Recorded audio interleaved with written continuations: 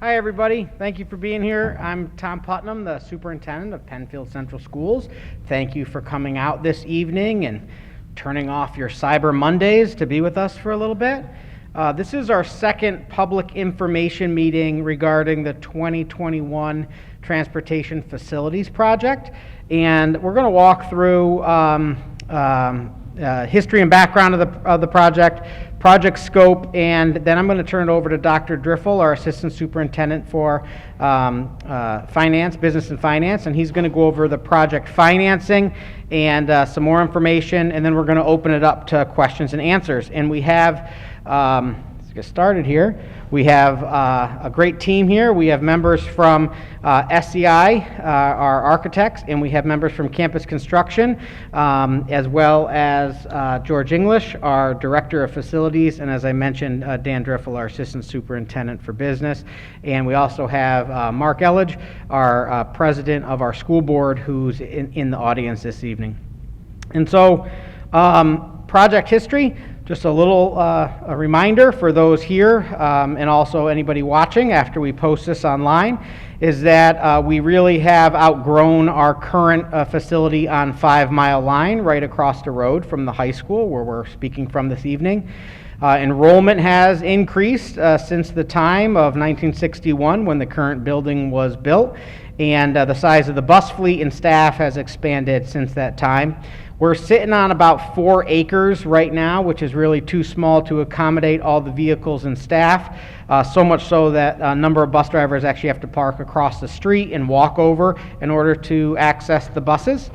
And the district really has been looking for a suitable site for many, many years. This is my 8th year in the role, and this has been a topic of conversation through my time as superintendent and at least 3 other superintendents before us. So again, 1961 is when that building was designed, and I cannot use the word vintage to describe it anymore. It really has outgrown itself and needs to shift. So the property really throughout Penfield was considered, and a vote to purchase a portion of the Berry property and construct a new facility was originally planned way back in 2018. That vote was canceled due to an issue with the planned septic system. We couldn't find a place for the water to perk, which means we couldn't put a septic tank in where we originally looked to purchase land on the property. So back in 2018, we went back to the drawing board. We looked at several other properties and eventually came back to a different portion of the Berry property at Jackson and Plank.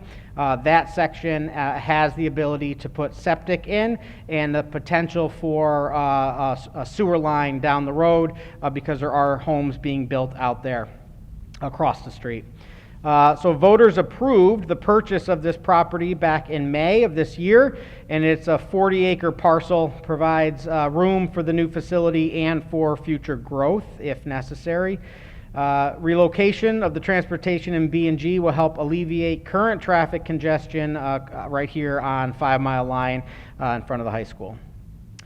Project background: in addition to the new transportation and B&G facility, the project includes renovations and upgrades at each of our 6 school buildings as well as district office. These are prioritized based on our building condition survey, which is a requirement from New York State to be completed every 5 years. And much like all of our own homes, many of these items are necessary updates such as roofing and windows and HVAC, security. They're not all flashy. They're things that we need to do because if we wait and do it all at one time, it's, well, the house would fall down. So we don't want that. It's the upkeep that is also included in this project. And so some additional areas need attention to meet the needs of our current instructional program. Here, the Penfield High School Library, as well as the Commons, the room we're in now. Out back, and I'll show you some designs, we are looking to add turf, softball, and baseball fields, as well as over at Bay Trail, Family and Consumer Science classrooms will begin an upgrade, and our District Network Operations Center. And the use of these spaces has changed over the years, and updates are needed to align them with the current curriculum and technology as well as where education is going. Information Technology Department will move to the existing 5 Mile Line Road across the street where the current B&G facility is and the bus garage. We would renovate that for, in this project, we'd renovate that for the IT department. It'll centralize all IT operations in one location and will free up classroom space here at the high school. Currently, our IT department comes out of the high school, and they took several classrooms over years back because of everything with digital and instructional technologies. That obviously has become a one-to-one district, and really we do quite a lot online and through technology.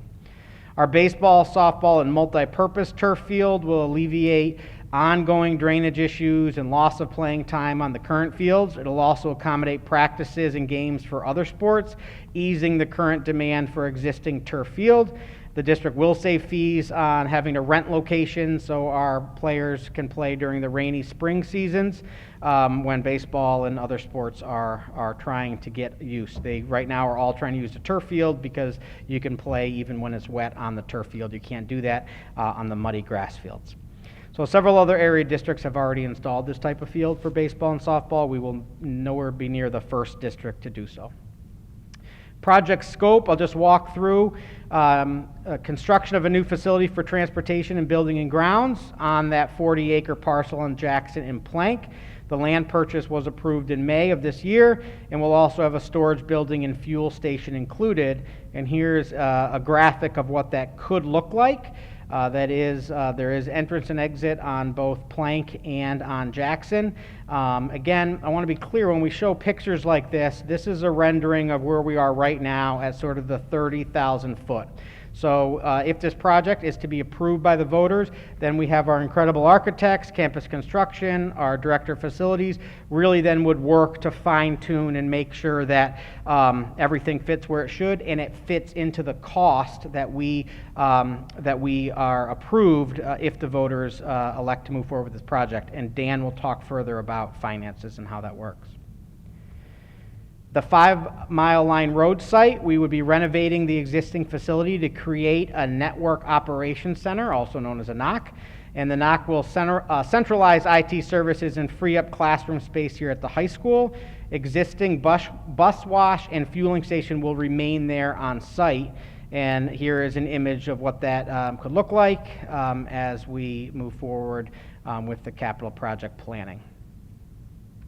Here at the high school, I've already mentioned, it would be a full renovation of the library and the commons, installation of new security vestibules, the main entrance, and potentially the north entrance, electrical, roofing, flooring, exterior, parking upgrades, installation of the new multi-purpose turf field for baseball, softball, and other sports.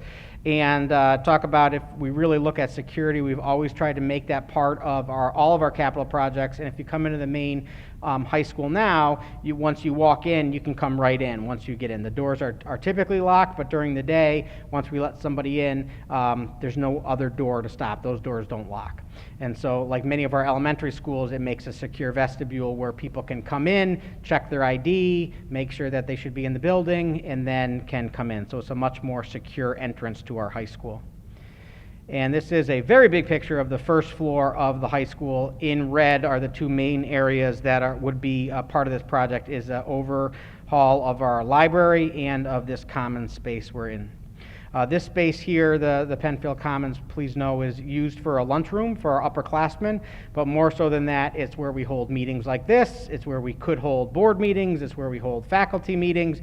And so being able to change that and be able to have those things embedded into this room would be great. And our wonderful partners at PCTV would love it, so they don't have to set up every time like we've had to set up for this evening.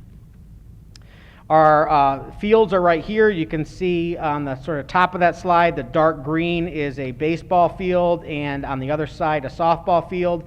But then in the middle is a rectangular field for all different sports we could play on that or practice on when baseball or softball games are not in session.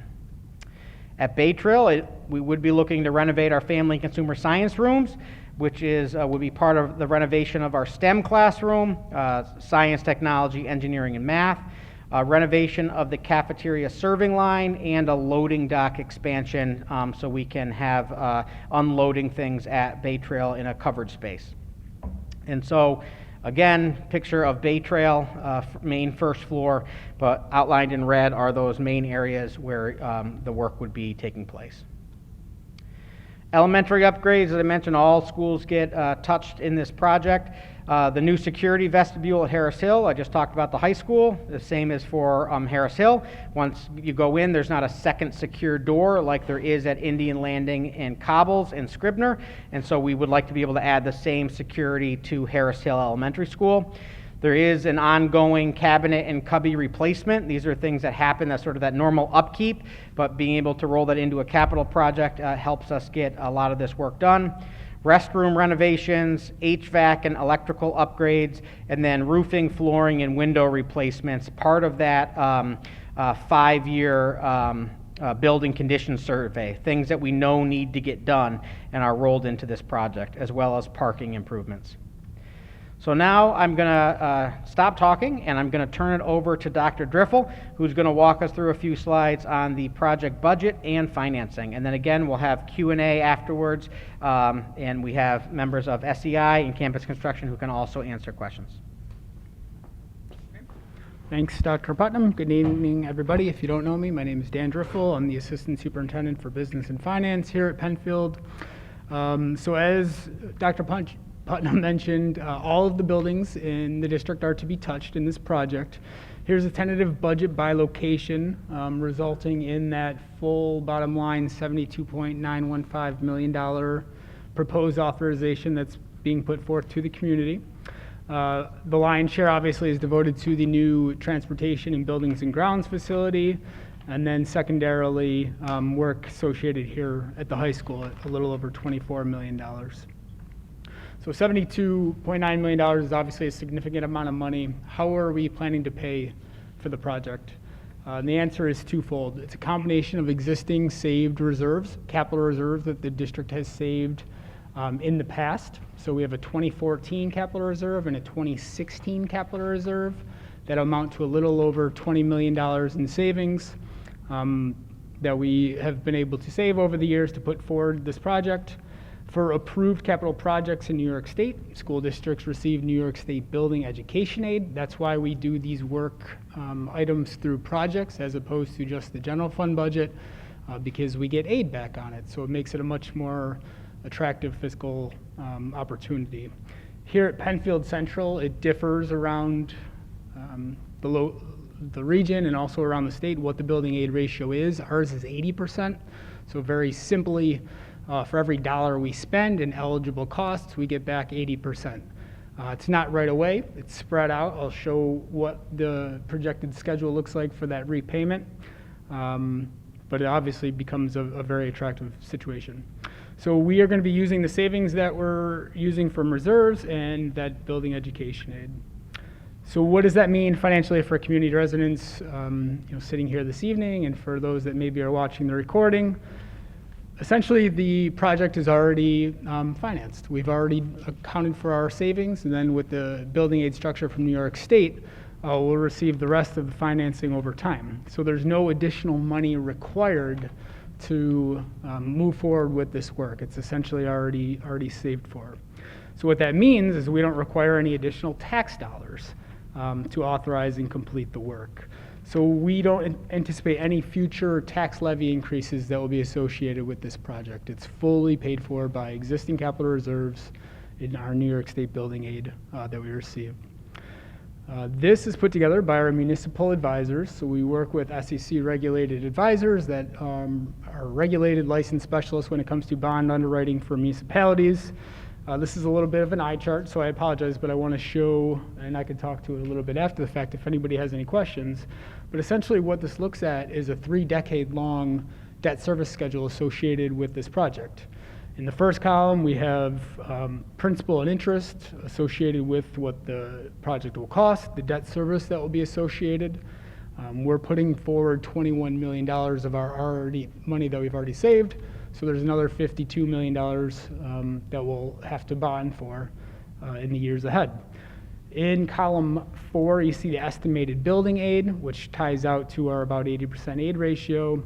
And then the two most important columns are that gray column to the right, which shows this project's local share tabulated at the very bottom, it's negative $1.4 million. Essentially what that implies is that we'll actually receive more building aid back on this project than we spent out through our capital reserves and for debt service. And that's because the state aids local money that we use, the cash that we have on hand in our capital reserves, as if we borrowed it. So we get an interest rate on that money that's much better than what we can otherwise get in market conditions. This current year, it's 1.75%, and as you know from your local bank account, the savings rate is significantly less. And then in that blue far column, that combines all the existing debt that we have from previous capital projects over this 3-decade period. Why does it go for 3 decades? So any new construction is a 30-year aid cycle. So the new construction in this project will be the transportation and buildings and ground facility. Any new additions, so the 2018 project that we just did had the classroom additions. Those are aided for 20 years. And then any other renovation type of work is aided over 15 years. So this builds in that schedule over the course of the next couple decades. So we have had a prior information meeting. We've had our professional partners come to a couple board meetings. We've put out in the Penfield Prestige much more detail associated with the defined scope at each one of our buildings. We also have more information available on the website. It's under a quick link. Right on the left-hand side of the page, it says 2021 Transportation Facilities Project, so more information can be sought there. We're asking the community to vote on this project on Tuesday, December 14th from 6 a.m. to 9 p.m. Here at the high school on the other side of the building over in the gymnasium. We do have absentee ballots available. Please contact the district clerk if you're not going to be able to be in the area on the 14th.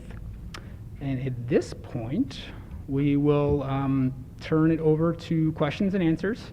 We ask that you use the microphone, state your name and address, and ask your question, and the appropriate representative will be able to answer it.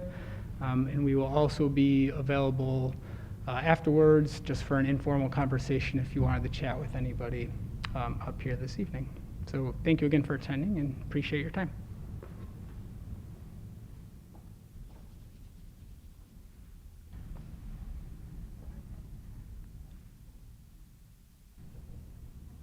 The opportunity to that's awesome. Thank you. You'd be disappointed if I didn't stand up, right? We take any questions, and so My name's Linda Schriever, and I've talked to Dr. Driffill and Dr. Putnam about this in the past. I took the opportunity to stop by the transportation department a few weeks ago and talk to some of the folks there, and I was struck by the fact that at least the employees that I talked to at the time thought this transportation building relocation was a poor choice of locations. They pointed out, as I have pointed out in the past, that the Berry property is way out on the north end of the school district, just barely in the school district. And they were quite dismayed, I guess, that it's going to add a lot of extra transportation costs to the normal running of the bus routes, increased mileage, increased gas costs. And I was wondering, I've asked this question before and didn't get I'll say a satisfactory answer. I'd like to see the analysis that has been done on what the increased transportation costs are going to be in that location. Could that be provided to me? So I think, and Dan step in, and I want to repeat too so people hear, is that the question is, what would the potential increased mileage and gas costs be for where the potential new location is on Jackson and Plank? So that would involve running our bus routes through that location and not this location. Mm-hmm. So it takes about 3 months to run and create our current bus locations out of 5 Mile, our existing site. So in terms of human power to have that happen, it's going to be difficult, but it's something we can absolutely take a look at, and you and I, we can contact outside. If it's something that we can do, we absolutely can. but I don't have that available. So and we that's haven't not been run it. done? What's that? That has not been done? It has not been run, no. Part of it is that transportation costs are also aidable, and so, in terms of the mileage is an aidable factor from New York State. And there is the 5 Mile Line location, without a doubt, has served this district really well since 1961. But go back to the fact that it's 4 acres, we're still growing, the buses are bigger, and the staff is larger. We need another location, and ultimately is why the district residents voted to purchase the land at Plank and Jackson. So if I want to pursue that analysis, I can contact you directly and we Please can figure contact me out how to do directly, and that? I can see what we can determine. Okay, that's fair.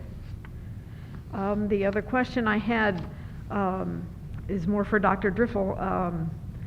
The chart that you had up earlier with the spreadsheet with all the costs and all that, I have to admit right up front that I didn't understand all of it.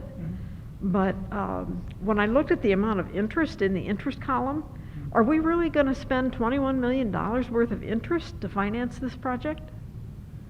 So those estimates, Linda, are built by our municipal advisors. They use a very conservative interest rate. I would say that we're not going to borrow for this project for another 2 or 3 years by the time we're going to need the cash, because we're putting $20 million of cash in the project, so that's going to sustain the early part of the project. I don't anticipate interest rates to increase all that much in that time, and certainly not to the levels I think that they utilize in their projections. But there will certainly be interest costs associated with the borrowing. The good news is that the state offsets that with the building aid that we have coming in. So on an annual basis, over the course of the next 30 years, regardless of what the interest versus the principal is, we're actually going to be receiving more building aid on an annual basis to pay off those debt service payments. It would be... So I do my math really simple, and I take $21 million over the cost of the project, and it looks like that's a 28% interest rate. So what am I not thinking about properly? That seems exorbitantly high. Yeah, that's not accurate. They've used a rate much less than that. We could walk through the spreadsheet a little more one-on-one. Okay. And then the blue column at the end, that's the amount of money that it says local share for the buildings. That's what's coming out of, I'll say, the Penfield School District budget? Correct. So right now, over the course of the next 30 years, the local share is a negative. In parentheses there, that's Yeah. the accounting for negative. So we're not projected to need any local dollars to offset any project work for that amount of time, which means that we're actually having more building aid come in on an annual basis to support the budget Than we're gonna spend. than debt service payments going out. Okay, Does that make sense? thank you. Absolutely. You're welcome, Linda.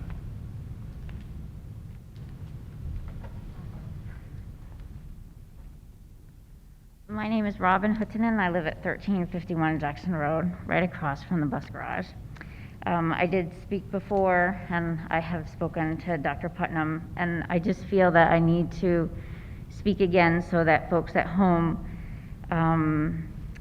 remember that there are homes and families living around the future bus garage site.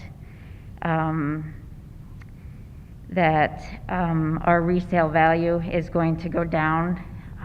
We bought our homes 20 and 30 years ago, knowing that we lived in a residential and agricultural area, and now we are going to be looking at an industrial building, parking lots, probably chain link fence. At nighttime, there will be security lights on the buildings and in the parking lots all night long, when now it's quiet and dark. We will have to deal with the noise of the buses, the extra traffic from the staff, from the buses, the diesel smell. So I just need to remind people that there are families that live there. And I know and I recognize the need for it, and I can appreciate it, and my children go to Penfield schools, so I can support it, but I just find it's very unfortunate. And I know that you said you'll try to work with us, but when do you think that a meeting will be held to discuss things like landscaping and position of the building and privacy fences and traffic patterns and stuff like that. Do you have any approximate time? And will we be included, maybe not as a whole district, but how about as a neighborhood? So I think first of all, I'd acknowledge the fact that, yes, there's families there, your home is there, similar to the current location, right? And we're on 5 Mile Line. We have always tried to pride ourselves on being good neighbors and being good within our community. So I also learned from my father a long time ago not to count chickens before they're hatched. So I won't give you a date until December 15th. So the project would have to pass by our community before we really want to start looking at design, landscaping, privacy fencing, things like that. Right. But as an example, a while back, around 2018, it might have been earlier, I apologize, we did look at moving just B and G to Atlantic. There's some property we own that we learned because of water we couldn't put anything there. But we met with the people who are connected to that property. So as an example, in the past, the district has reached out, met with people, talked about design. People aren't always going to get everything they want, but we want to absolutely have that conversation. If this project passes and starts to move forward and goes into the more specific design phase, then we'd be reaching out to the people most impacted, which would include you and the neighbors directly to the property on Jackson and Berry. Right. Not Jackson and Berry, Jackson and Plank. The Berry property on Jackson and Plank. Right. Thank Yep. you.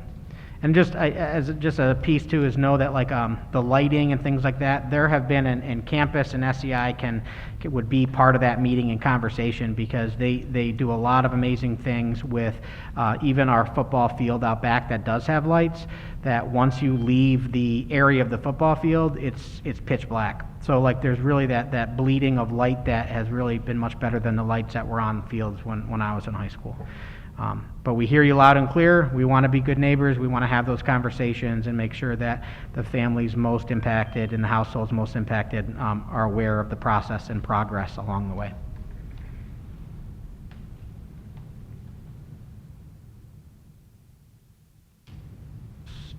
I don't want to cut you off. Sorry. No, take your time. I was trying to be nice and let ladies go first. My name is Jim Drew. I live on Clark Road, and I'm a school bus driver for Penfield. I wanted to say that we do need the space there. It is very crowded. The buses are so close together, it's really hard backing them in while hitting one another. And he did speak earlier, there's not enough room for all the employees to park there, so we definitely need to do it. Whether it's this facility or some other place, doesn't matter to me, but we do need a new facility. So I'm in favor of it. I thank you. Thank you. I walk in, I apologize because of the mask. I looked at you and I'm like, I know him, but I don't know where. So yeah. Put my badge on. No, you didn't. It was one of those pieces, I mean, I'm sure I'll be accused of putting you here. You came here on your own accord, obviously. I came here on my own. But it is interesting in terms of, I live here too. I live in the community. I'm part of this community. My kids go to school here. It's something that I know we have needed. It's in a perfect world, we find a location that nobody has ever impacted. And that's hard. It's hard from the heart where we don't want to ever impact anybody. And that's why we'll work our best. If this passes on the 14th, then we'll work to the best of our ability to support. And on the same token, support our current and future drivers and mechanics and folks to make sure that the space is actually best utilized for the people who are going to be working in it on a routine basis. Right. If there's no other formal questions, then like Dr. Driffill said, we're here. Again, members of Campus Construction, our SEI architects, George English, our Director of Facilities, myself, and we had Kristen Harley, our board member, step in right after I introduced Mark Elledge, so I didn't want to leave you out. But we're here to answer any questions that you have, but we'll end the open session for Q&A, but we'll hang out until people have their questions answered. All right? Again, thank you very much for being here this evening. We do appreciate you coming out and look forward to folks here and people watching the recording, just a reminder that the vote is December 14th at the Penfield High School Gymnasium, 6 a.m. to 9 p.m. It's the same location we hold our budget votes. Again, thank you very much and have a great evening.